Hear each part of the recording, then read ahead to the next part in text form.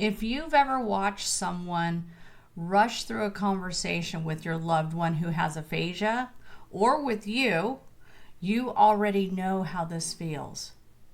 This episode isn't about blaming people. It's about understanding what's really happening in those uncomfortable moments and how we shift from silence to strength. You'll walk away with one powerful reframe and a resource to help take your voice back.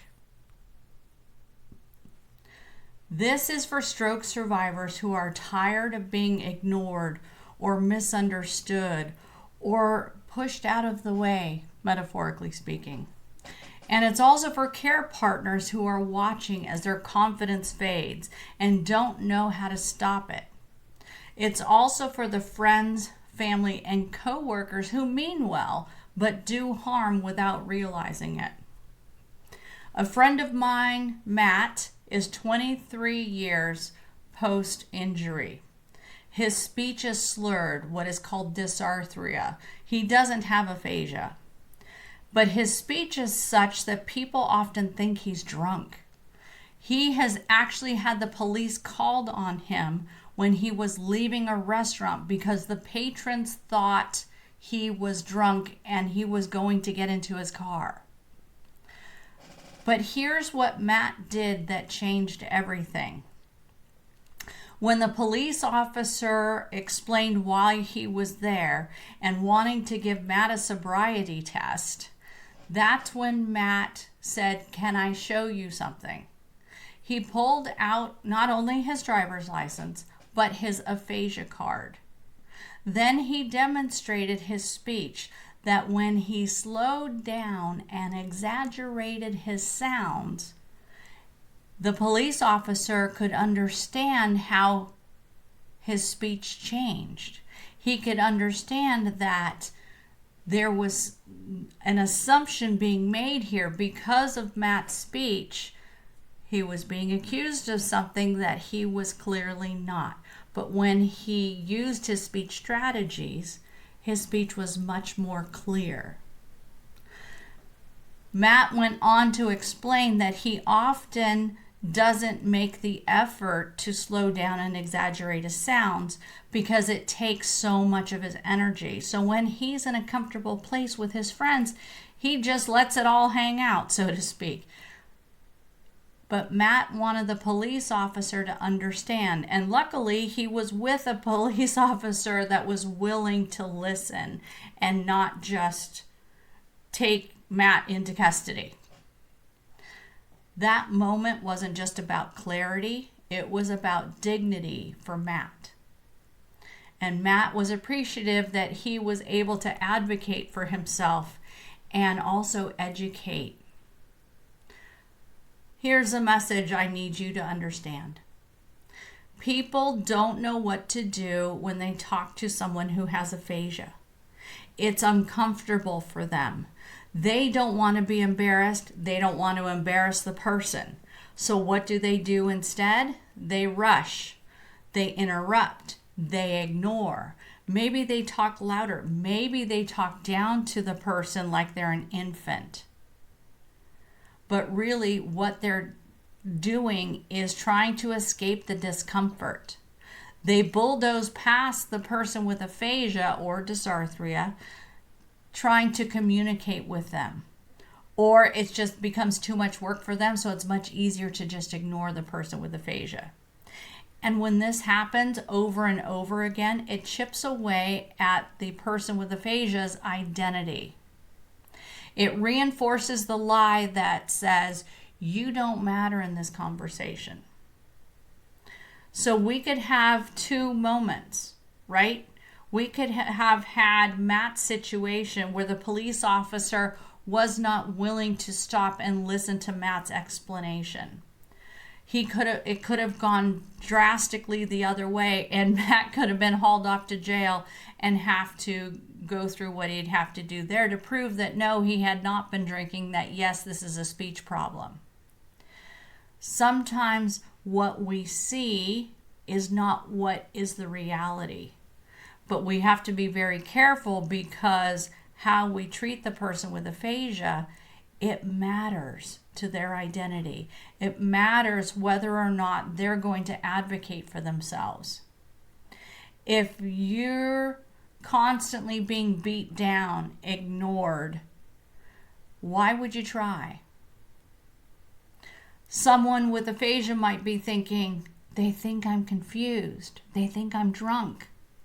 And then when the care partner or the friend or the police officer jumps in and jumps to conclusions or fills in a space or inserts a word because they think they know what the person's thinking of because there's that dreaded silence, that's where there's so much misunderstanding. All of this might feel small to you. If you've not experienced aphasia yourself, or you don't have a direct loved one who has aphasia, this may sound a bit foreign. But stick with me on this. I think it'll be more clear. When someone is not given the time to express themselves, to advocate for themselves, this builds learned helplessness.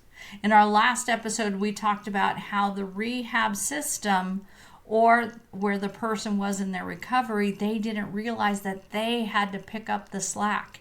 As the professionals faded out of their life and rehab was coming to an end, they didn't realize, for whatever reason, that they had to pick up that baton and keep running. But learned helplessness in conversation, it's not just one rushed moment that's the problem. But when it happens over and over again, when the person is not allowed to have the few extra seconds to find their thoughts to finish it, when we are not willing to slow down our own speech and ask one question at a time, or maybe give a choice or pause. If care partners jump in to help once, then twice, then every time because they can't be bothered to slow down, that really harms the confidence and the identity of the person with aphasia. And so the survivor is going to stop trying. That's learned helplessness. And it doesn't come from the stroke. It comes from the environment. It comes from the people who don't wait, who don't ask, and who don't make the space. What the research shows, Dr. Ora Kagan's work proves it. When care partners learn to pause and support without taking over, survivors build more confidence and more competence. They are more willing to take chances. They're more willing to say, I have something to tell you. Another study by Hilary and Bing found that it wasn't the aphasia itself that predicted the lower quality of life. It was reduced participation in life. When people are left out of decisions and conversations, that's when they feel most alone. Participation in life predicts the quality of life. We can do it better, and we can do it together. Matt figured out how to advocate for himself years ago, but he also tells me that it took him years and years to get to that point. It took trial, error, and exhaustion, but it doesn't have to take you that long.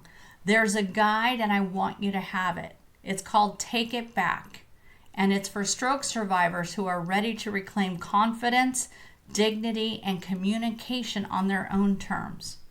It includes real strategies to help you speak up, advocate for yourself, and rebuild trust in your own voice.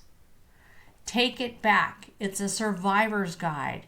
You can find the link below where you are listening to this podcast or on our YouTube channel. And for those of you who are ready to go further and advocate, why not join the National Aphasia Association's Aphasia Ambassador Program? It is new this year, 2025, and it is awesome. It is such an opportunity to not only empower yourself, but to support others who have aphasia, to help them find their voice. It's for survivors, care partners, professionals, anyone who is touched by aphasia. It's for anyone who wants to turn their lived experience into advocacy and leadership. Matt didn't seek to become an ambassador, but at that dinner, talking to that police officer, that was advocacy. And you can take the same step. The Aphasia Ambassador Program. Find it at aphasia.org. I've linked the URL below in the description for this podcast and the YouTube episode. So, question for you. What's one moment where someone took your voice? They took it because they were trying to be helpful. And what would it feel like to take that back? To be able to stand up for yourself and say, I have something to say. So here's a prompt for you. Ask yourself, do I wait or do I rush? This is for care partners. Ask yourself, do I wait or do I rush my person? You need to take a step back and look at how do you interact with your person with aphasia. And if you're a survivor, I want you to ask yourself, where could I speak up again? Where's the easiest place that I can take control and say what it is I want to say? So let's wrap up this episode. Again, this is not about blame. It's about choice. We can choose to pause. We can choose to listen. We can choose to make space so that our fellow humans who have aphasia can also have control and be able to express themselves. If you're ready to take back your voice, don't do it alone. Start with our Take It Back guide. It's free and it's linked below. Until next time, audience, thank you, thank you, thank you. Listen for life and take back what matters.